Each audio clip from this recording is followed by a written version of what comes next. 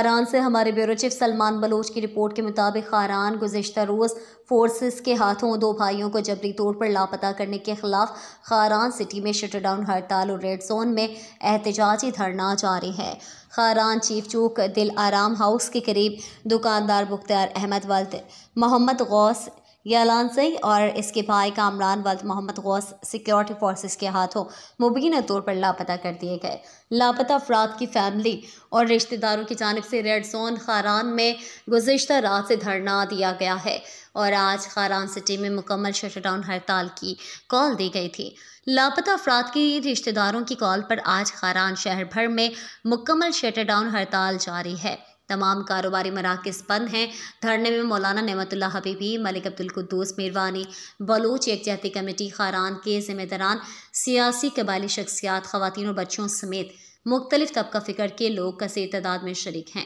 لاپتہ بختیار احمد اور کامران یالانسی کے بھائی جمعہ خان نے دھرنا گاہ میں صحافیوں سے گفتگو کرتے ہوئے کہا، یہ سہگاڑی آتا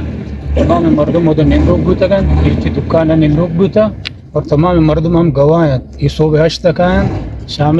9-10 روان اور ایف سی بیت ایرنگ بغیر سر سوجے مردمان ایرنگ چسکن اور ایپا خاران میں عوام یک ننگی سمجھتے ایرنگ آدھگے گونڈے برا سر ہم چس کرتا گنیشی یک کی نہیں ہر دکان طبیعت چسکن ایرنگ شخاران چیوتا ورش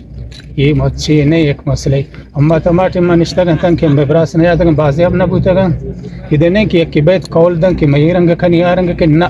تن کہ شان نہیں آورتا کہ شدہ یہ چیز تا نبی عوام انشاءاللہ زیادہ بھی کم نبی تدا اے براس ہے میں آخری چیز ہمیشہ کہ میں براسان بازی اب کم بیاری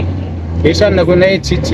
پارٹی نا تعلق ہے سندگہ چیز ہے تمام مردم دوان زانن تاوانا صبح 8 تک آئیں تی کارا کنا تشاپ دا وقت بیت ایف سی ایرنگ مخلوق رچس کن تی شیئی نہیں